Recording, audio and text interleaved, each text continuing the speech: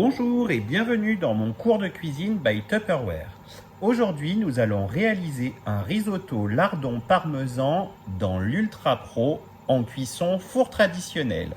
Pour cette recette, vous avez besoin de 250 ml de riz à risotto, de 100 g de lardon nature, de 4 échalotes, de 300 g de champignons émincés, de 100 g de parmesan, d'un bouillon de cube de poule, de 100 ml de vin blanc sec, de 25 ml d'huile et de 700 ml d'eau bouillante. Aujourd'hui, pour ma recette, je vais diviser ces ingrédients par deux, car nous ne sommes pas nombreux à table ce midi. Commencez par émincer les échalotes au turbotube. Une fois nos échalotes émincées, nous allons les placer dans le pichet micro-cook 500 ml avec l'huile pour les faire revenir au micro-ondes pendant 3 minutes.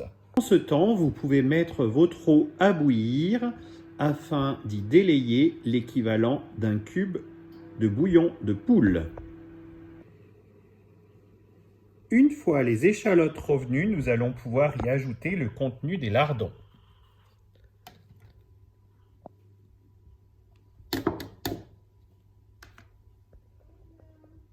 Et placer le tout à nouveau au micro-ondes en cuisson pour 2 minutes.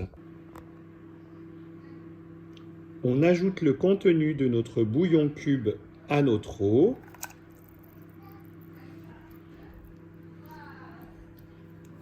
Et on mélange à l'aide de la spatule.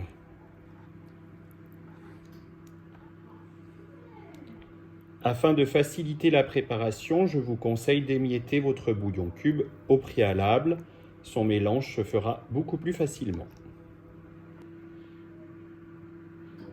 Versez par la suite le riz dans la cuve de l'Ultra Pro avec le vin blanc,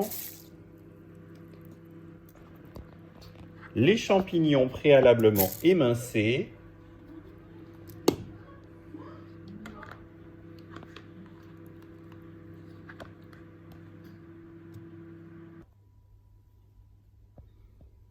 versez le bouillon par-dessus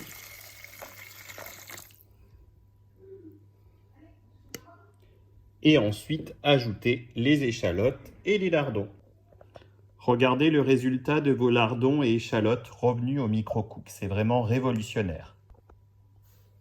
Mélangez le contenu à l'aide de la spatule large et placez le tout au four traditionnel préalablement préchauffé à 210 degrés pendant 35 à 40 minutes.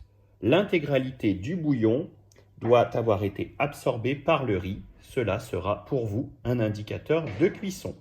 Notre bouillon est complètement absorbé. Il ne vous reste plus qu'à mélanger la préparation à l'intérieur de l'Ultra Pro et de laisser reposer 5 minutes avant de pouvoir déguster.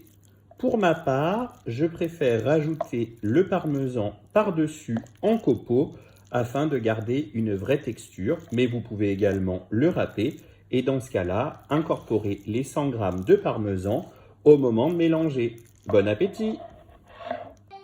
Et voilà le résultat. Bon appétit! À bientôt pour une autre vidéo.